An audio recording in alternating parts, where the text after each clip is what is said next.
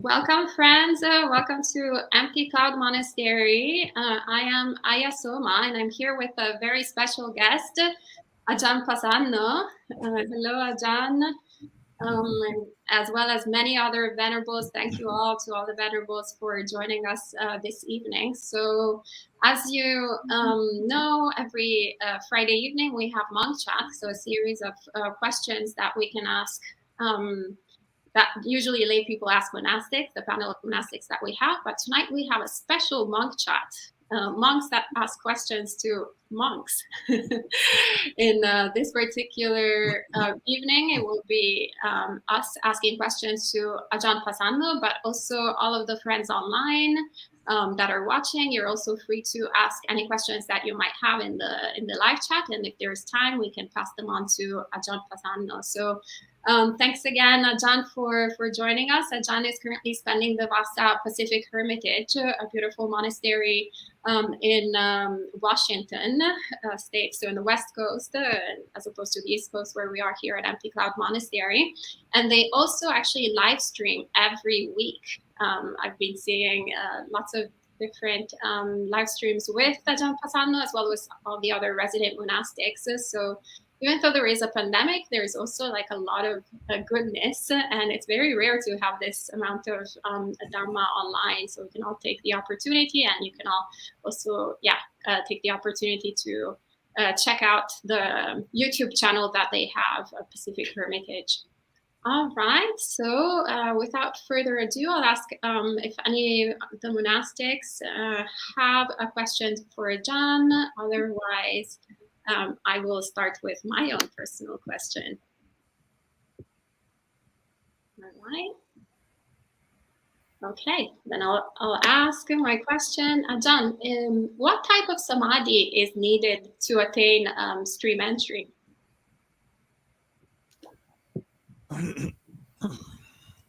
Well, I think the mind is calm enough and clear enough to have right view. Because that's your fundamental basis for entering the stream is really right view, and of course right view based on solid sila. And the samadhi that is needed is really whatever samadhi, and when we say samadhi, I'm particularly considering the aspect of just a calmness, a steadiness, a stability of mind that's able to see clearly, and and of course samadhi is not it doesn't stand alone. Samadhi is always going to be based on the other aspects of the path. So it is an of course it is an important element, but oftentimes I think we get too obsessed with how much samadhi, how good our samadhi is, what level of samadhi do we have, and we get tangled up in doubt, and then the mind becomes less calm, less steady. So to be able to have the samadhi that is able to give enough stability to the mind, steadiness of the mind, that is much more critical, and to not be, because you're in terms of entering the stream, your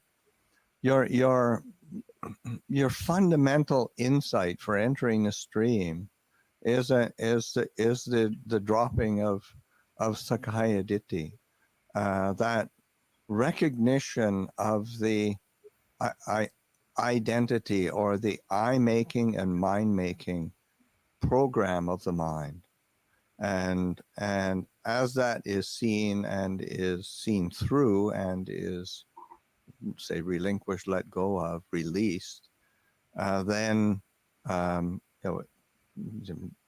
one is able to allow oneself to enter the stream of Dhamma rather than getting in the way, which we usually do. So that, and just to have that stability or steadiness of mind.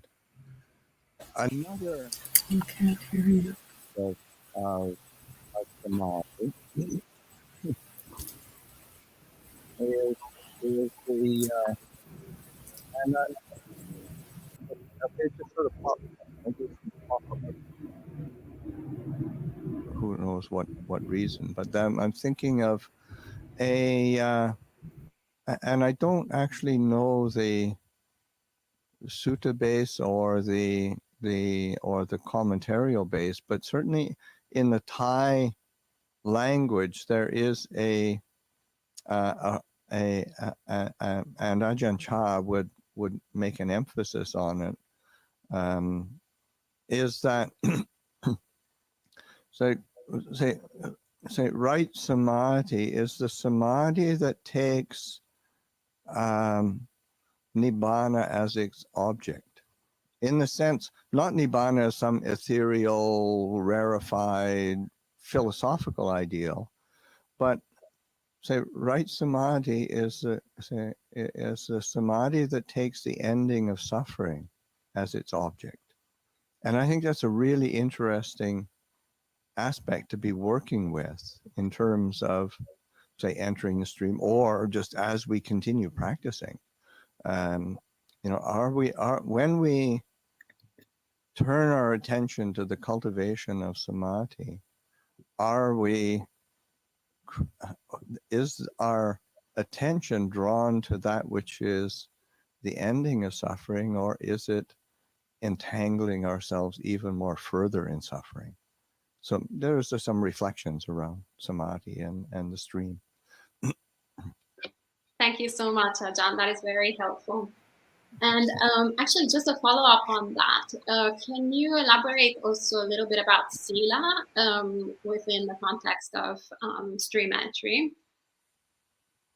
Well, sila in the context of stream entry is certainly your 5 precepts, fundamental 5 precepts, and but then in reality, your, say, renunciant precepts of 8 precepts, 10 precepts, renunciant precepts of the Patimokkha precepts, they're really an elaboration or extension of these fundamental 5 precepts. So your principle is fundamentally the same, the sense of, say, of non-harming, of integrity, and as that commitment to virtue and integrity is essential. Wonderful. Thank you so much. And I'll ask a question on behalf of Ayasuvijanam, who says, Ajahn, thank you for offering to answer questions on the Dhamma. It seems that much of the practice is abandoning the unwholesome roots.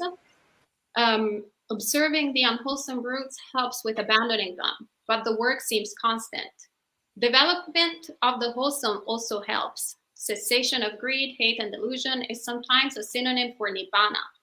How do we get beyond constant arising and abandoning of the unwholesome? Do all 3 get uprooted at once by insight? Or can one root, such as aversion, get uprooted completely, leaving the 2 other weakened? Well, I think one of the things is attention, like when we think of the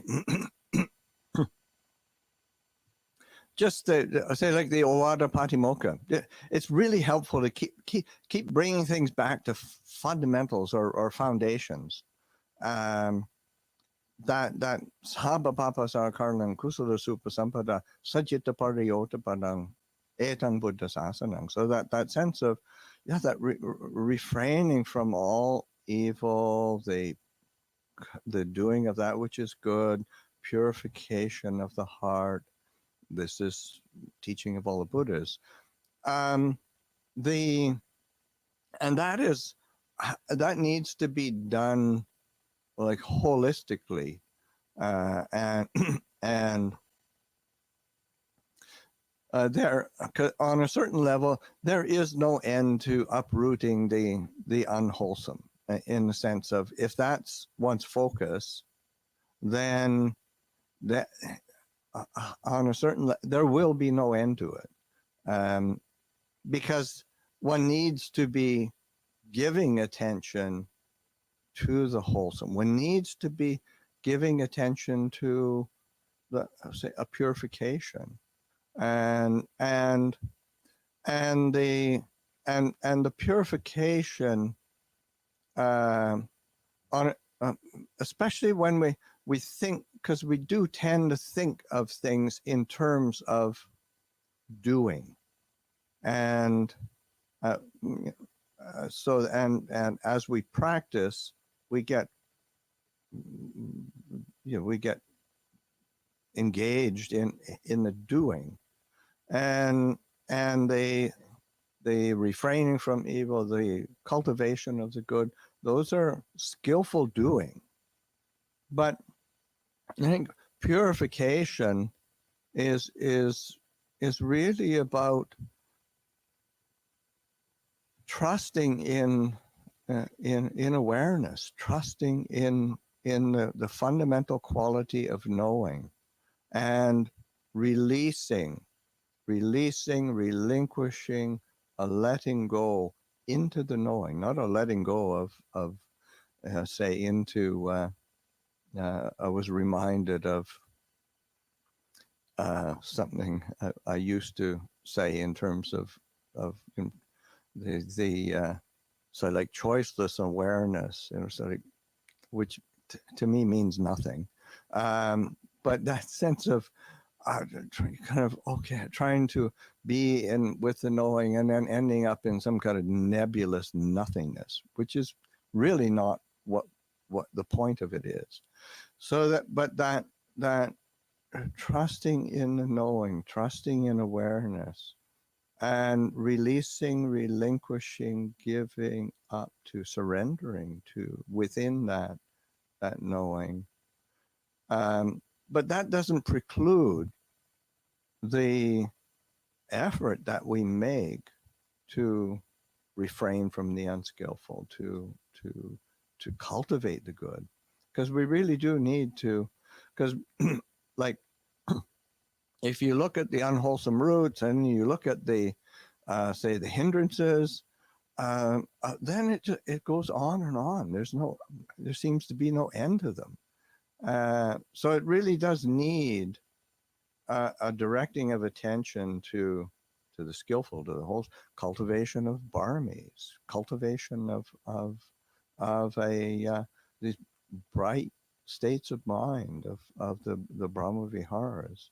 But then also within that, there needs to be that releasing into awareness and the quality of knowing, so that we're able to set aside the doing or the agenda. And that brings us back to that kind of we need to bring it back to roots. What are the roots of our clarity? What are the roots of our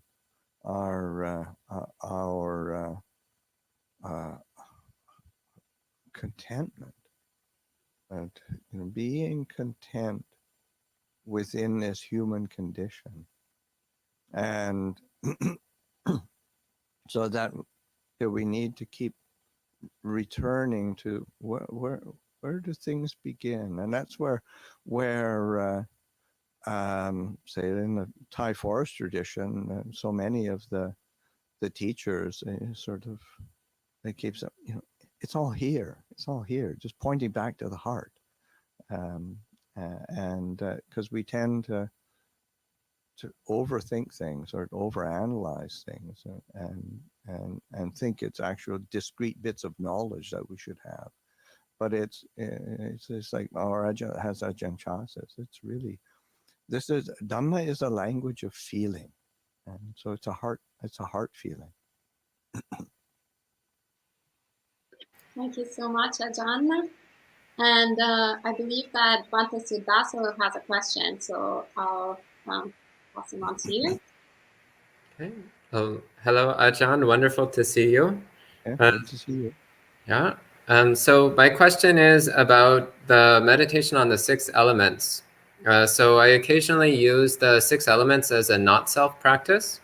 And once in a while, I also teach this practice to others.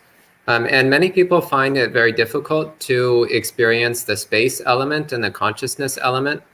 So I'd like to know what recommendations you have for ways to help get in touch with the space element and the consciousness element in particular. Thank you. Yeah, I mean, I think, of course, the 4 material elements are material. They are tangible, so it's a bit easier to connect with them. And you know, the space element is I mean, it's in, I can't remember you know which suttas. I think certainly in the Dhatu Vibhanga Sutta, there's the description of the space element, and you know, it's the space in the ears, it's a space in the mouth, it's a space in the intestine. It's not that abstract. Of course, we can start to extrapolate from there and realize that, you know, we are surrounded by space, and the wherever we are, we're actually able to function and live because there is some space, and that so I mean, but that's more of a, say, an extrapolation. So beginning to just get a feel for the the sense of space that one is, just like as you breathe in, there is a space that allows one to breathe in. There is some there for hearing. There is a space for the the I mean, if our ears were just lumps of meat that covered everything, we wouldn't be able to hear so good. So it's, you know, we're able to, it works much better when we got some space. And so then you start thinking in those terms, and you realize, oh, well, space is this thing that we tend not to, it doesn't draw attention to it, but we are, everything around us is, you know, we are surrounded by space, and the you know, the buildings that we live in are beautiful because of the space is there. Or Empty Cloud Monastery is very beautiful because the space around, I mean, one, the space in the buildings, and then the space around the Hoika, that's actually much more of what the monastery is. And as well, you know, people's homes are the same. The space is actually what makes it all livable and pleasing and functional. So that just get, and it's something that the mind doesn't normally get drawn. The attention doesn't normally get drawn to it, and because it isn't material. And then consciousness is the consciousness element is just this ability to know an object, and to not because as soon as you start using the terms consciousness, and then it's defined in so many different ways, and it can be reified, and it can be glorified, and it can be, but I think it's just in terms of just it's the basic function of knowing. I can know my say the feeling of touching my thumbs to my fingers. I can know the touch of my tongue within to the roof of my mouth. I can know the feeling that I'm experiencing. So it's just this basic fundamental quality of knowing, and of course it gets named by function in the say eye consciousness, ear consciousness, nose consciousness, tongue consciousness, body consciousness, mind consciousness, by its object, and that's a good way to sort of there is this fundamental knowing, and then to be attentive or alert or aware of it as a basic element or building block of our existence. So that's, I would suggest it, approaching it in that way. Thank you so much, Ajahn. And at this time, I would like to invite all the Venerables that are here watching. The Venerable Gawakandra unfortunately had a little connection problem, so she had to pop out. But we have here Aya Santusi and Aya Chitananda, Aya Sudina, who has also joined us, Bhante Sumita, Bhante Sunata Vihari, and Bhante Sudaza, together with a lot of hidden monastics. I also have a hidden monastic here to my side, Venerable Vimalanyani, another Bhikkhuni. So if at this point anyone here has a question, they can raise their hands. Okay, Bhante Sumita, great, wonderful. Let me unmute you 1 second.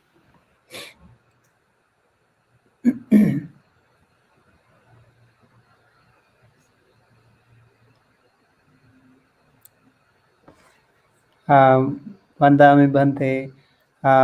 My question is, we do have in Arya Atangika Magga, Noble Eightfold Path, we talk about the jhanas and 4 jhanas and samapatti.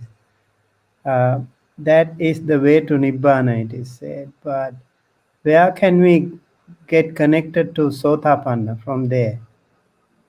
Can you please elaborate? Thank you. Yeah, well, I think one of the things is as similar to Ayasoma's very first question, especially for stream entry. The bar for samadhi is not that high. The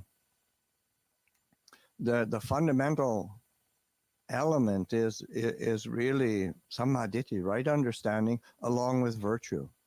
Those are your real solid foundation that it needs to be built on. And of course, for samma samadhi to really arise, the element of sila and sammaditthi are essential as well. But they, in terms of stream entry, the Buddha places far more emphasis on the aspect of right view, along with you. So that's why one there are suttas where the Buddha talks of the those who have realizations say there's actually far more lay people who realize stream entry than monastics, because of course there's far more lay people, and they're practicing, and they're if they have sila, and they have right view, and they are living their lives skillfully, and they're and it doesn't mean that they don't meditate, but it's sort of the meditation is, it doesn't have to be to the levels of samapati.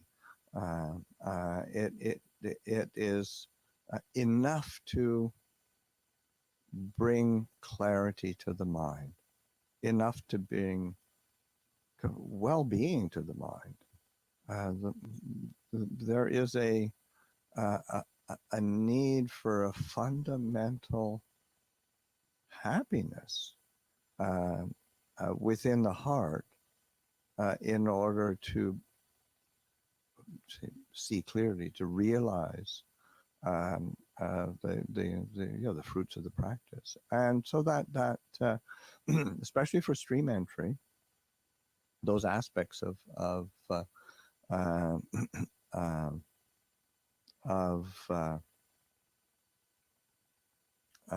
are not so refined, then and if somebody is really capable and has the skills for really refined samadhi and concentration, go for it. But if one's reflecting in terms of, well, what do I need to enter the stream, then sila, samadhi, and enough mindfulness and clarity of mind and calmness of mind, settledness of mind, to not be shaken too badly by just the programs of the selfing mind, because that's your again, that's that your doorway into stream entry is the relinquishing of and seeing through that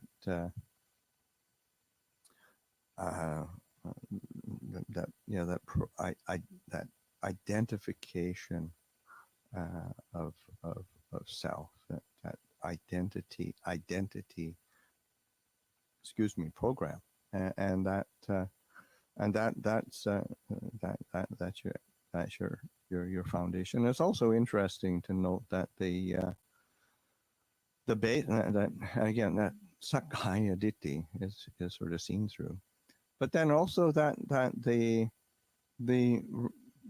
vast majority of suttas that describe the characteristics of a stream enterer are say a confirmed confidence in the Buddha, confirmed confidence in the Dhamma, confirmed confidence in the Sangha, and a solid foundation in that sila, in the 5 precepts. So that's your fundamental result. So I think it's much more say accessible and down to earth than sometimes we assume or project. Wonderful. Thank you so much, Ajahn. And at this point, I would like to invite Ayya Santusika and Ayya Chittananda. And if you can unmute yourselves, Ayya Santusika and Ayya Chittananda, and you can ask your question in person. Hello, Lungpa. It's really great to see you. And all the venerables. Thank you for doing this. I came in with a question, and then 2 more questions came up from what you were saying. So I think the first one I want to ask is why am I shocked?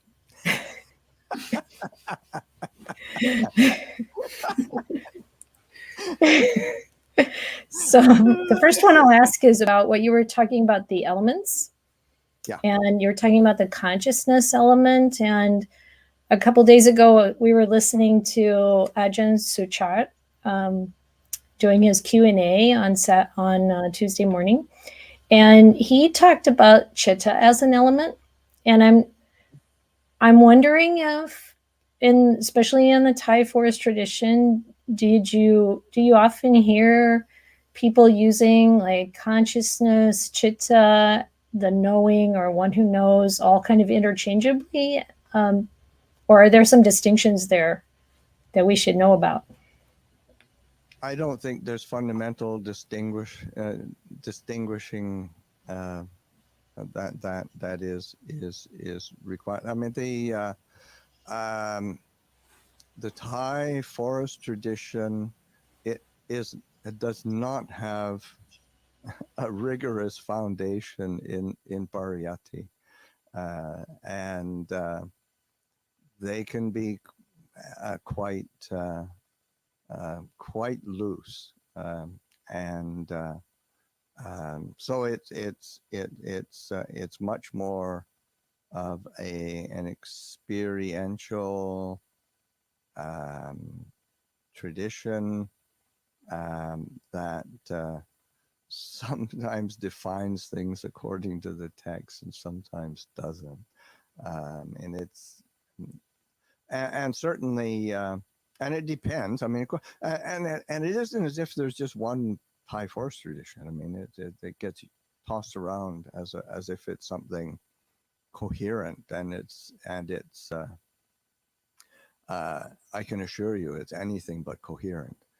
So that and certainly Ajahn Suchat, as a disciple of Ajahn Mahabua, then they tend to have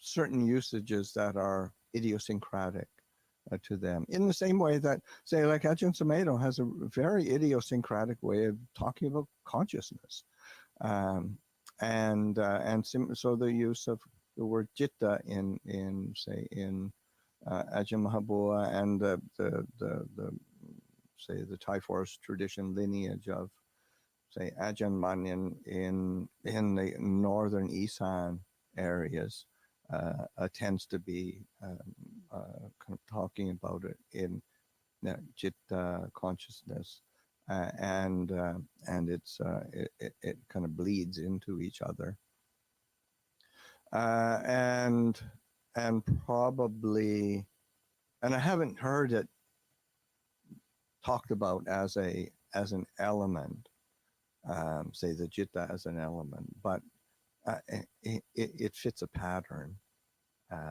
so that say it. But I think it's just sort of to recognize that oftentimes again the Thai forest teachers tend not to be rigorous in their use of scriptural terminology, and which is, I mean, it's just what it is. It's not good or bad. It's just you have to just sort of recognize that, and then, well, what are they pointing to? Because they're obviously pointing to something that they have experienced, and they feel is really important and essential.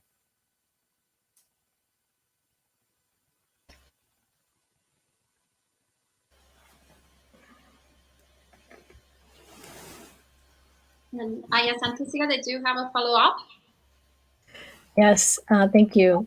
So when Ajahn Gunha says the citta never dies, it starts to make more sense when I think of the citta as an element. Like there's no beginning or end to that, it just is. Is that the right way to think about this? Well, I mean, I come back in the sense of when you think about it like that, what is the result? Because in the sense of thinking about it with doubt has one result, and thinking about it with, so it's just sort of, it isn't about getting it, say, right in terms of, I got the right definition, finally I got it right. It's more like, what is it that helps the heart to let go, to relinquish, to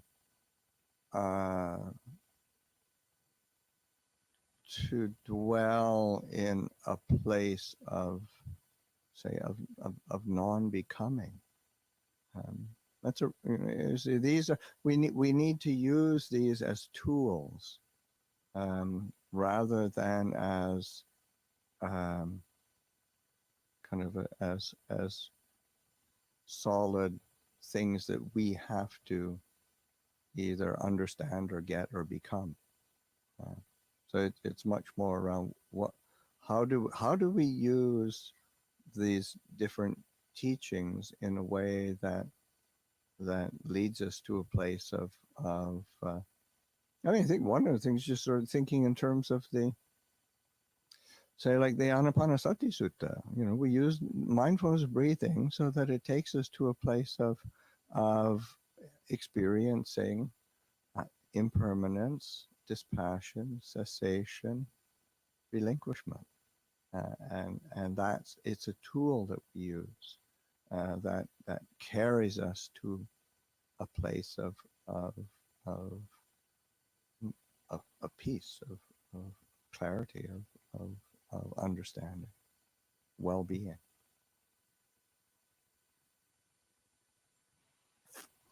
Wonderful. Thank you so much, Ajahn. And I just want to make sure that Aya Santusika doesn't have any other follow-ups.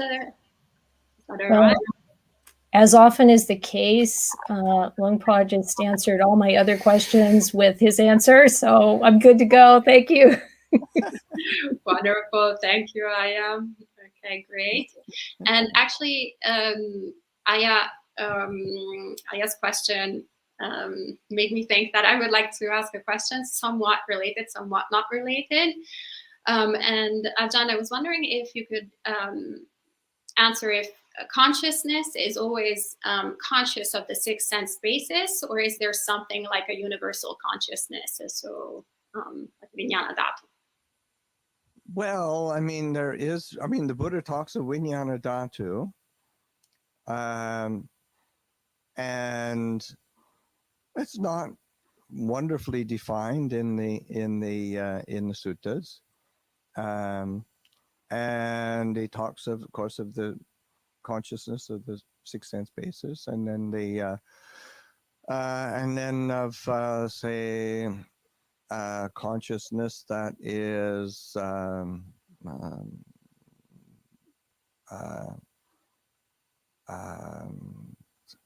do you say, the Anandhang, it's in a few of in the Kevada Sutta, speaking about the kind of unlimited and radiant all around non-manifestative consciousness. So that's it's an element of consciousness, or an aspect of consciousness that the Buddha points to. A like universal consciousness, I'd shy away from as a terminology, just because it tends to be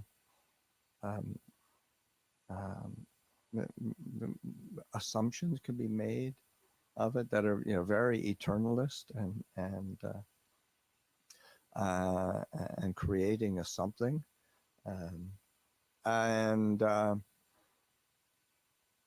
but also that, say, like consciousness that does another image that the Buddha uses. It's in the Samyutta Nikaya, I can't remember where, but there is that image that the Buddha uses consciousness that doesn't land. And he gives that image of, when the sun comes and there's a, hits the wall, but what if there's no wall, and what if there's no floor? What are they? So this consciousness that does not land. So again, the mind wants to define and have an answer to it, but what is required is being able to relate to consciousness in a way that we are not identifying with it, in that sense of that I making and mind making and the underlying tendencies to conceit, the ahankara, mamankara, mananusaya, and those programs of mind keep bringing us back to dukkha. And I think and the Buddha was brilliant in his, of course, there are these different sort of places where the Buddha kind of speaks of, alludes to consciousness, but more often, what does he keep emphasizing? I teach suffering and the end of suffering. and we keep kind of, yes, but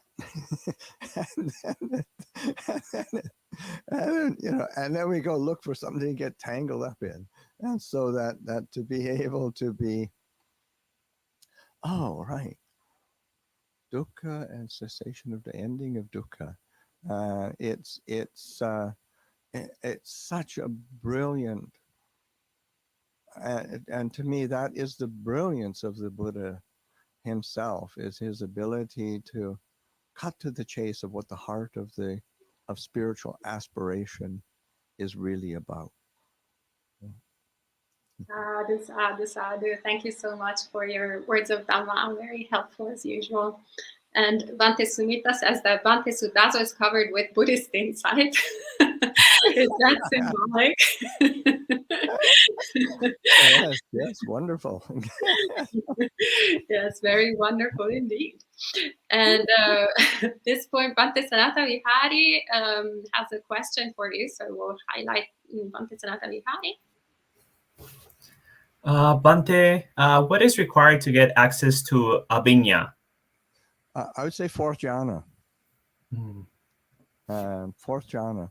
And of course, I think there's people who do experience abhinya, these different knowledges and whatnot.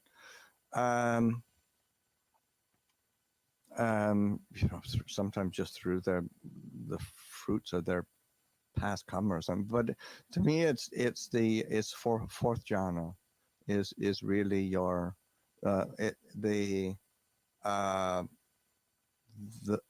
heart that is really stilled and has an equanimity that is really solid and has this mindfulness that is purified, and then it can direct its attention to what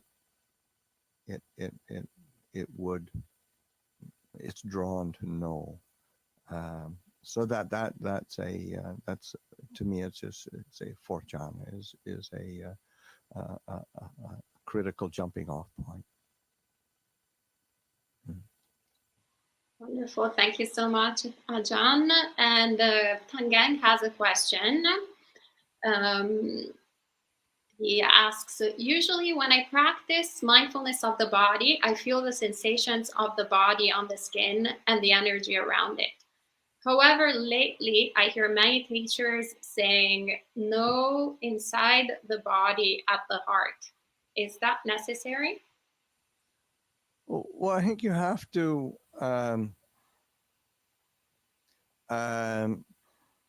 pay attention to what makes sense to you, and it will as you continue to practice and continue to explore, then there'll be other perspectives that you might be drawn to. But I think it's to like mindfulness of the body is such an important foundation of all of our practices. I mean, it really helps to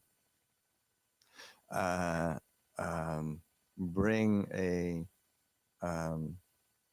anchor to the practice, and it's like the image that the Buddha gives in the sutta, where he talks of having the pole that is sunk in the ground really deeply, and there are those 6 animals that go off in different directions, as soon as they're tied to the pole, and they try to go back to their home base, and the bird flies up to the sky, the monkey goes to the forest, the dog wants to go back into the village, and so on. Those 6 animals go in all these different directions, but they can't go anywhere because of they're tied to this pole that's anchored in the ground. And the Buddha gives the image or the simile of that pole is the mindfulness of the body, and so it's like mindfulness of the body is such an important anchor to our practice, and wherever it is, it seems to be interesting. That's because sometimes we can idealize what we think we should be doing by hearing what others say and whatnot, or our own projections, but to be just having that sense of having an anchor, mindfulness of the body that is able to sustain interest, because it is the mindfulness that is the most important part, that there is a continuity of mindfulness, and then because that's like our, I'd say, development of samadhi and development of wisdom really has to be grounded in this basis of mindfulness, of sati and sampajanya, so that wherever we feel interested or drawn, then to be using that, and then begin to explore different elements. You'll hear different teachings, you'll hear different expressions, and I think that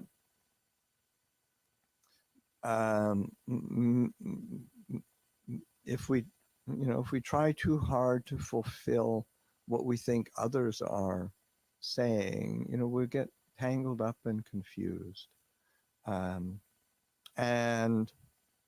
they, I think sometimes when they say the teachers talk, they'll say like no inside. Of course, there is this fundamental knowing that we experience within ourselves, and usually at the heart base. So it's a good abiding place to come back. But it's also sometimes like I can remember one of the first teachers I studied with, and there's other teacher I've heard about as well, where it's like, taking from the Satipatthana Sutta, sort of like the body in the body, feelings in the feelings, mind in the mind, mind objects in mind objects, and then there's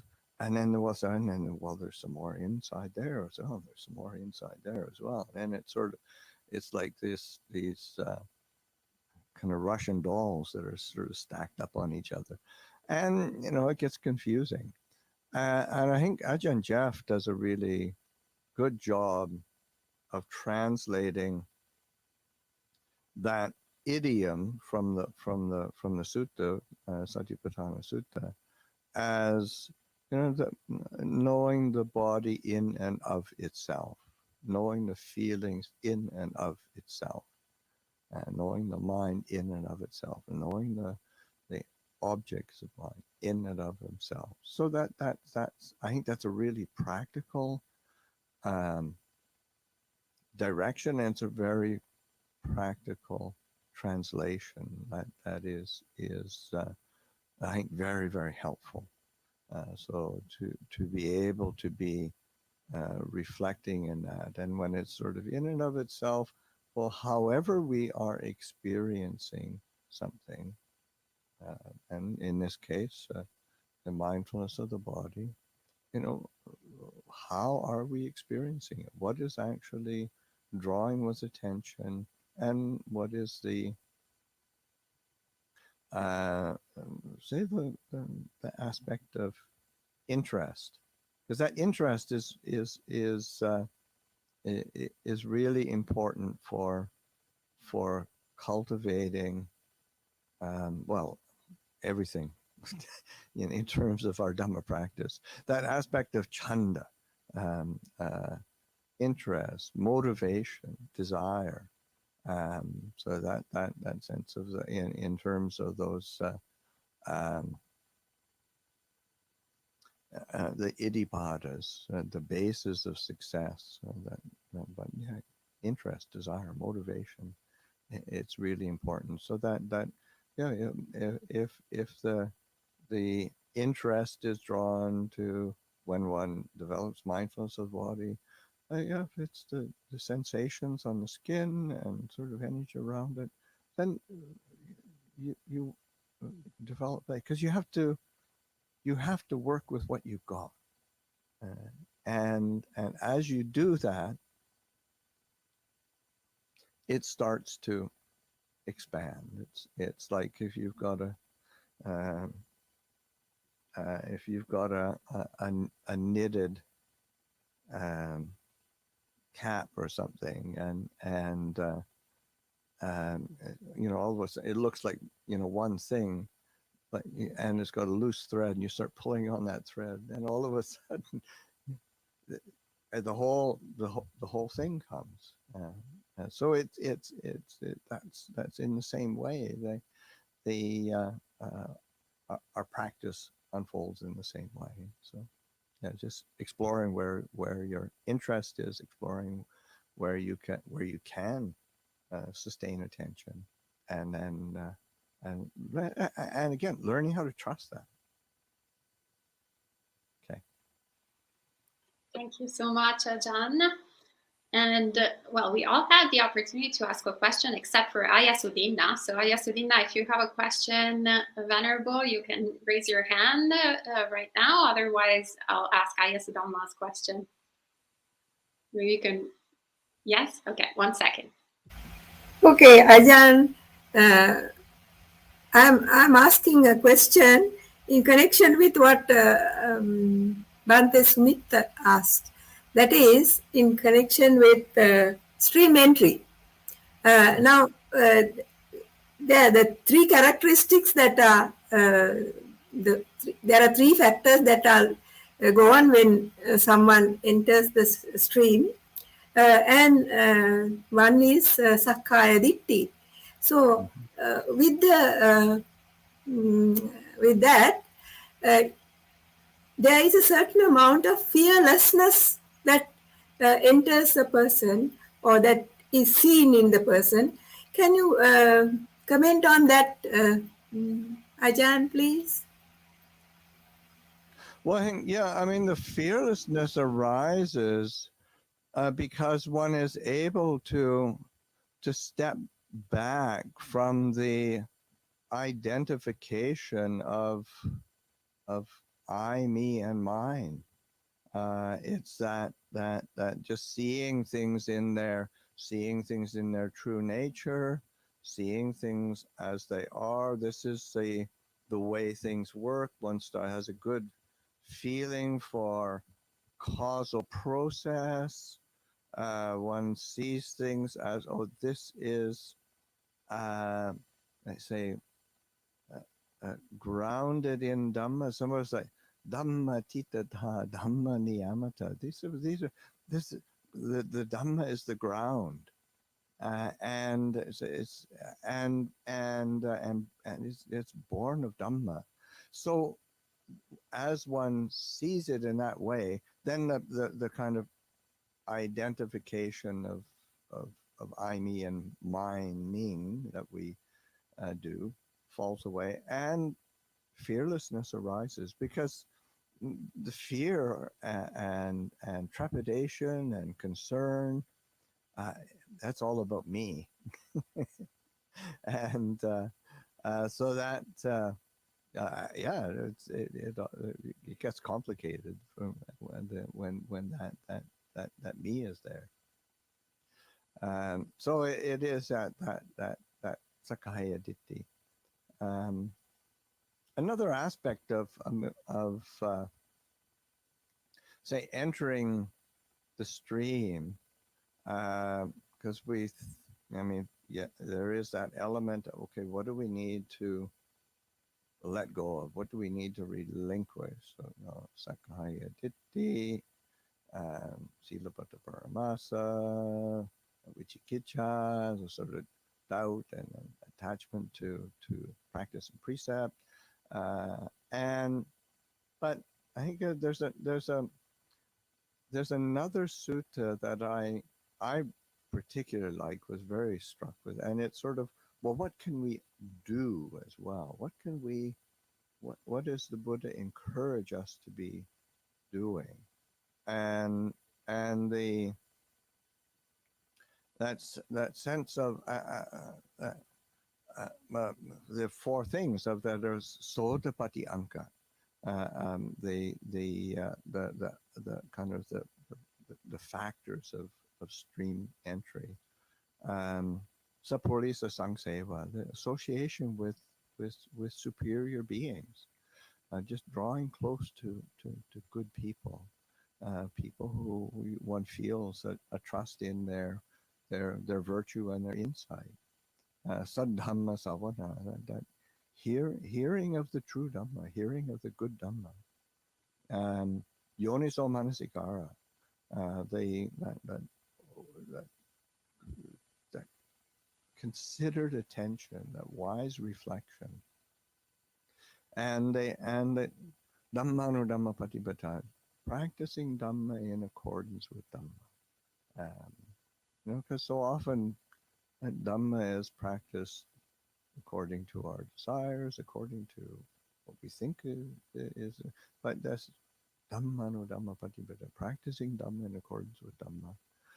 Is such an important element. So, but all four of these are again really helpful to look at in terms of, there's the external factors, which come back to these Kalyanamitta, just really having good friends in the Dhamma, drawing close to good spiritual companionship, and the internal factors that do really require that careful consideration, of wise reflection, and how do we apply the Dhamma for its purpose? What is the Buddha's intent? And of course, the Buddha's intent is to give us the skills to free the heart from suffering. Thank you, Venerable. And I guess it would be nice saying sadhu, sadhu, sadhu, but she's muted. So I'll repeat that for her. And Aya Sudama, who was not able to join us in person, but she sent a question because she's going to watch the recording later. So she says, my question for the Ajahn is, what, based on his many years of experience and observation, he'd advise to anyone just starting to put a monastic community together? We Theravada Bhikkhunis, 25 years and a few days after our renewal in modern times, are still just getting infrastructure put together. What does he advise, including building infrastructure, but especially for building up community? Well, I mean, community is not an abstract word. It's people, and you have to have a lot of patience dealing with people, and that. So it's just being patient, and patience is it is this sense of acceptance and a non-reactivity, and it really it takes time. The developing community is it's hard work. So that I mean, one is just not to have too idealized of a version of how one would like things to be, and be willing to go about things slowly, carefully, in a steady way, and I mean, another element of developing community is to really learning how to listen to others and to hear their suggestions, their difficulties, their perceptions, their projections, and be very open to that, and recognize that one is not going to develop community and not be criticized, and there's always going to be difficulties. There's going to be. I remember one time a senior monk who was he'd been several years he'd been starting his own community and developing his monastery, and we were together in Thailand, and we were sitting together, and one time he picked up my arm and started stroking it and started, "Ajahn, how did you get such thick skin?" Because it's just this, a lot of it is just, you have to be patient with being criticized. You have to be patient with getting things wrong. Of course, we want to do things right all the time. We want to do it in the right way, and and we don't always get it right. And so there needs to be a certain humility and a recognition, that we're not going to get it right, and we have to draw on others to help us. So that those are a few scrambled sort of thoughts on that idea. Thank you so much, Venerable. That was really helpful. And speaking of living in community, I will pass it on to Bhante Sumita, who is living in this community and is the easiest monk to live with. Actually, living being that I've ever met. Very easy to live with, always smiling, never upset. And he also shared a lot of stories, actually, of living with hundreds of different monastics back in Sri Lanka. But I know that he has some questions for you, so I'll pass it on to Bhante Sumita. Dear Bhante, my next question again, I want to go back to Sotapanna. I want to go back to the question of Sotapanna because really I think it is very important that we all need to try work on that. So out of the three fetters, little more comfortable with the first two, but Silabbata and Paramasa, if you could elaborate a little more. I feel a little confused with that, I think, compared to the other two. Thank you. Okay. Yeah. Hank, and I concur with your sense of this is really important. And it is something this is not beyond any of us. So that to be able to pick it up. I mean, again, not as something that we're sort of beating ourselves up with, but it's sort of, oh, this is something to really to aspire to, and it's something that is really possible. Silabbata Paramasa, there is my understanding of the is that it is an assumption of purification through precept and practice, so that if I just keep these practices in a certain way, then if I'm really have a real fidelity to keeping the practice in a certain way, then that's going to be a cause of my realization or purification. And the same, if I just keep the precepts in a certain way, strictly or however, I'll be purified through that.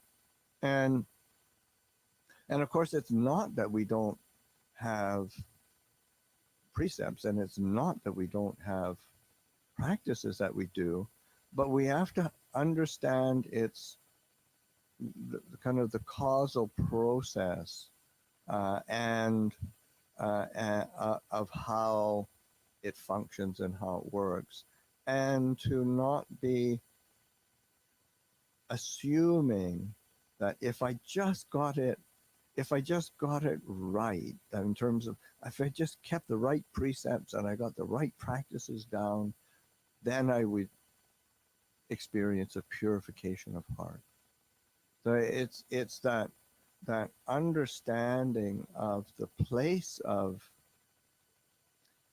precept and practice in that, like that there are fundamental precepts that we keep, but then also, are we using them to like one of the things that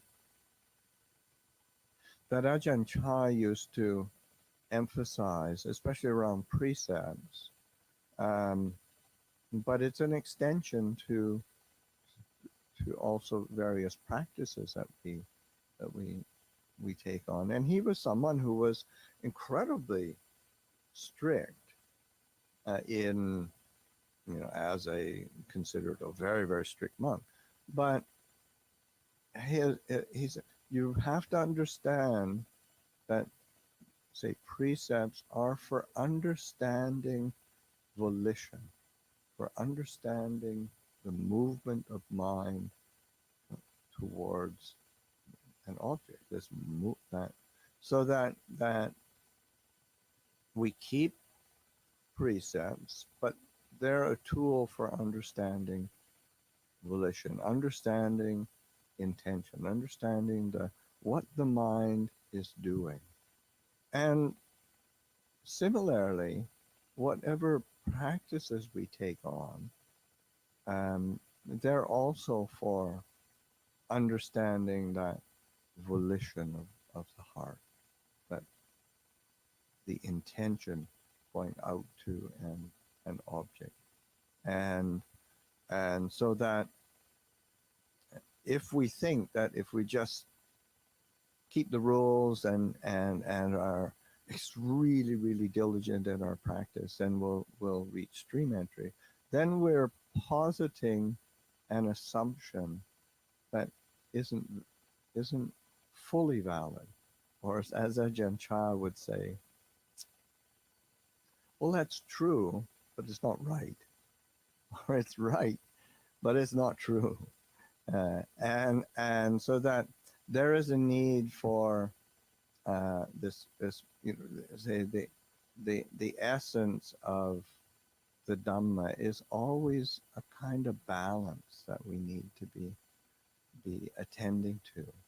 In the same way, say like the Eightfold Path is the Eightfold Path leading to the cessation of suffering, but it isn't that we have to reach some quantifiable level of each aspect of the path. It's when the path is in harmony and is balanced that it brings about that result of clarity, relinquishment, release. So it's just, so that similar that sila bhatta paramasa is understanding the balance.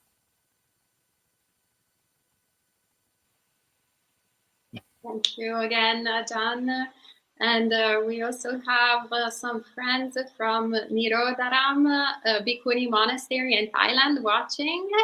Wow. So we had invited them. So they're not on the stream, but they are sending appreciation. So Nirodharam, Ajahn, I don't know if you're aware, it's a Bhikkhuni monastery in Chiang Mai in Thailand. They have hundreds of bhikkhunis actually there. Yeah, it's wonderful monastery. And Ajahn, well, he's also an Ajahn, but goes by Bhante Sudaso, had a question, so I'll pass him on. So Bhante, Ajahn, I have a question, just dealing with something very down to earth here. So I've noticed that sometimes there can be a tendency towards a defilement arising in the mind.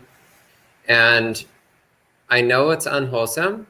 I know it's not the right thing to do. I know it's going to injure my practice. I know it's going to injure my wholesome states of mind. So even though I'm fully aware of the drawbacks and disadvantages, I go there anyway. Yep. So I'm wondering what advice you have about dealing with this kind of like bloody-minded, stubborn, I'm gonna do it even though I know I shouldn't kind of attitude. What do I do about this? Thank you. Well, I mean, part of it is acknowledging it, recognizing, because sometimes we justify it, and that's a big step to at least not justify it. So that, and you know, I think it's important to recognize that that is very much the practice. I remember Ajahn Chah one time saying something like, 70 or 80% of the practice is knowing what you should do and you still don't do it.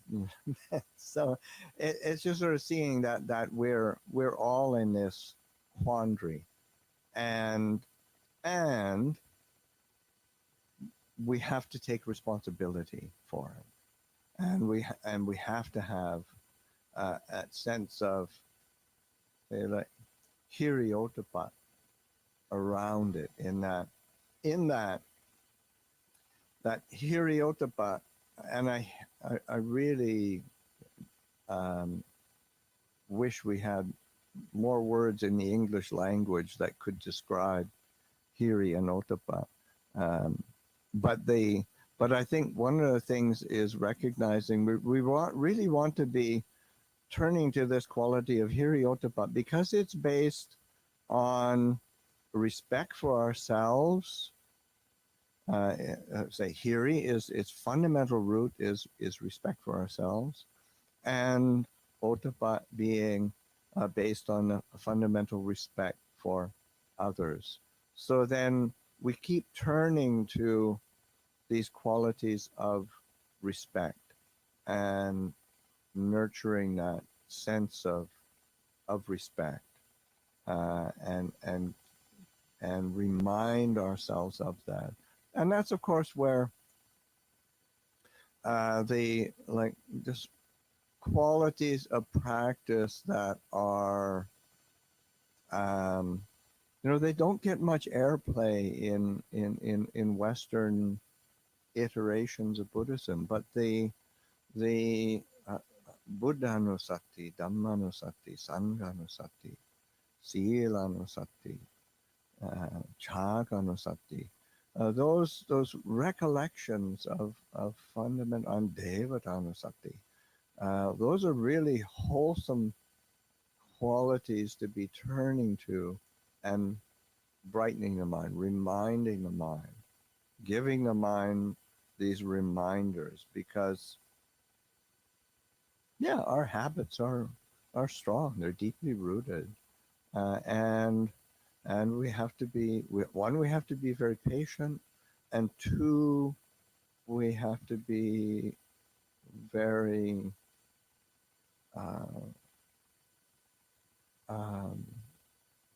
we have to be really humble. There needs to be a real humility around, because what we can conceive of is quite amazing and wonderful, and then of course what we keep doing is maybe not so amazing, but it's sort of like a humility and a sense of humor. You can't take yourself too seriously, and that lightens things up a lot, because if we, especially when we are monastics, or we're especially when we're leaders of a community, sometimes it's embarrassing what comes through our minds. But it's just acknowledging it and recognize, okay, let's start again. And that much of the practice is just learning how to start over. Thank you, Ajahn. All right, thank you so much. And maybe, is there any other Venerable that has another question? You can raise your hand and I'll unmute you. All right, well, if there are no questions from the Venerables, then I'll pick a question from our lay friends, since we have still 10 minutes left. And so Vic asks, Luangpur, thank you for the precious insights. Is the process of abandoning Sakaya Ditti dependent on cycles of samadhi and body contemplation, with each cycle contributing a bit to letting go? Well, I think it's much more than just samadhi and body contemplation. It's every factor of the past. Samma ditti, samma ditti, samma sankappa, samma vaja, samma kammanto, samma jivo, samma vayamo, samma sati, samma samadhi. It's every aspect of the past, every aspect of virtue, of meditation, and of view, of understanding. So it's all aspects of our life are feeding in to this process of letting go, and it's bit by bit. So that and then and its maybe focal point or its culmination would be an abandoning of Sakaya Ditti. Thank you, Ajahn. And Geeta asks, Venerable, in our lay life, after we start our day early in the morning with Dhamma practice and meditation, through the day, how can one use mindfulness to become aware of arising states that are unwholesome and guard with noble wisdom? Is there a tool we can use to see our arising thoughts? I would encourage mindfulness of the body.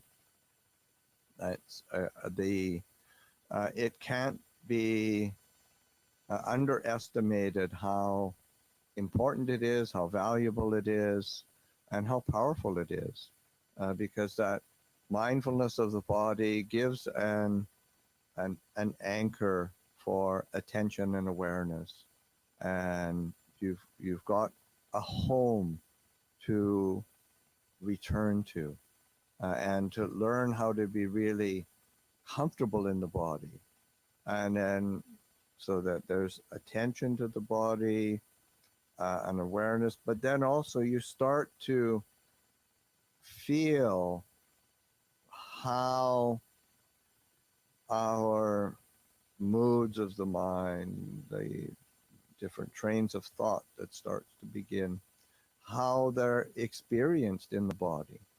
There's that immediate feeling of maybe apprehension that you feel a tightening in your body, or a kind of an excitement at something new, or some meeting somebody. There's a feeling in the body.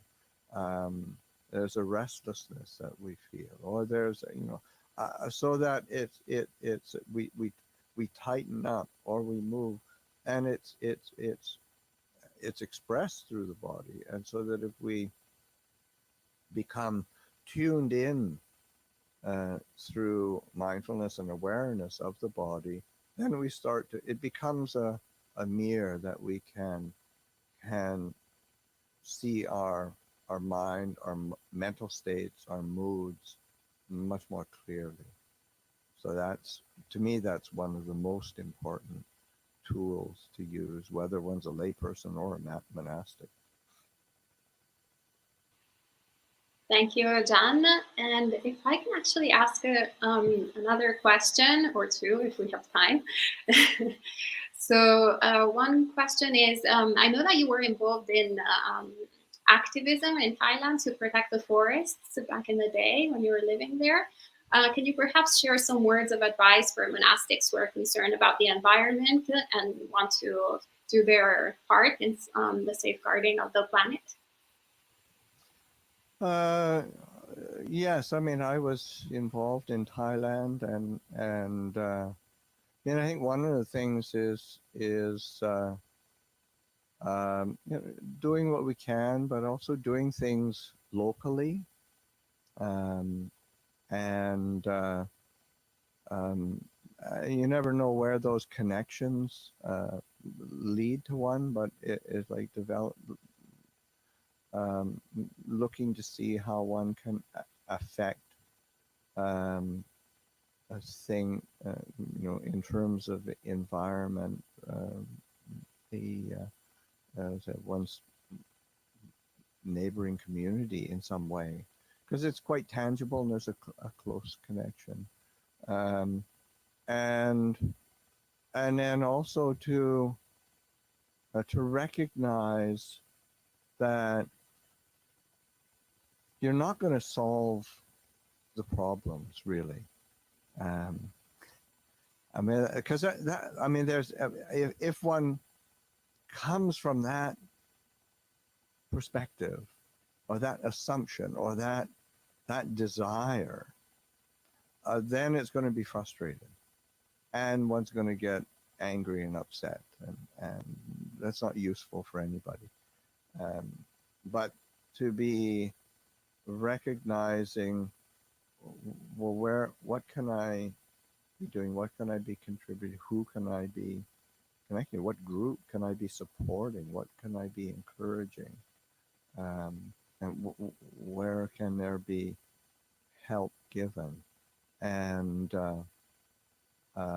being able to do that. It was to me, it was, from my perspective, was a lot easier in Thailand for me, just because of being a Buddhist monk in a Buddhist country. Then there was a directness to it that was quite, say, easy to access. and there was, there was certainly a need in that sense of Thailand had just been going through a huge deforestation because of economic pressures and economic opportunism, and picking up an economic model from the West that was really not workable in the country, and it was affecting the forests, which of course, as a forest monk, I'm pretty invested in, but it's also affecting the lives of people very directly. So there were things that I felt I could do and was able to do and was able to help with, and then connecting with other people. So a lot of it is around just seeing, well, what is doable, and then who are the people to connect with in order to either to find support or to give support. And so it's like connecting with people, the Kalyanamitta, really. So it's a those are elements, and I've and I certainly haven't been as involved in the West as I was in Thailand. A lot of it just because just trying to establish a monastic form in a new country. That's kept me busy.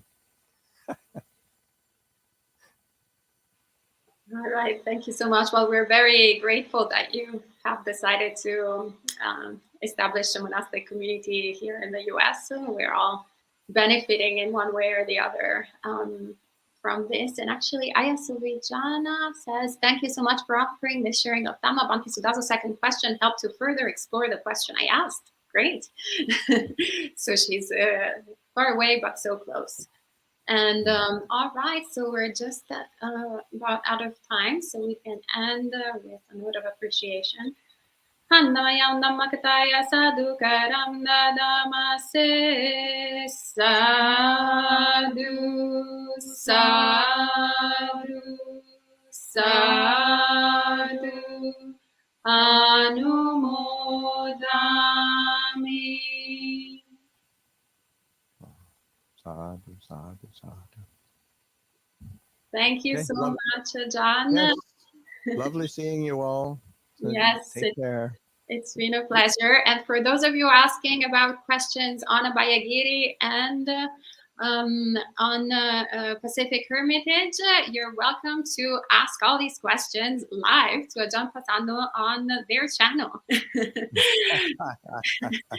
So they have live streams periodically. They're even at different times than here at Empty Cloud Monastery. So you can watch all our live streams and watch all Pacific Hermitage live streams. Yes.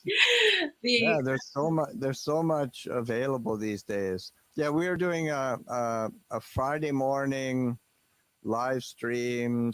It's short, somewhat short, 7 to about 7:45, because I do a short reflection and Q&A, and then we go on alms round right after that, because that's a feature of Pacific Hermitage is a regular alms round, and then Tuesday, it's Tuesday evening at 6:30, meditation, Dhamma reflection, Q&A after, and that is taking the place of our, normally we would meet at Yoga Samadhi, but just meeting these days in a public space is not so possible. So it's we had a while when I first came here, we were meeting, and it was being live streamed as well, but now it's back at the Hermitage until conditions change. Well, we're very grateful that you are sharing all these teachings, you and the other monastics. So thank you again, Ajahn, and I think we can end again and see you all in the future on Buddhist Insights YouTube channel, as well as both Abhayagiri and Pacific Hermitage YouTube channel as well. All right, and I'll end the broadcast now. Thank you to all the Venerables for joining us again.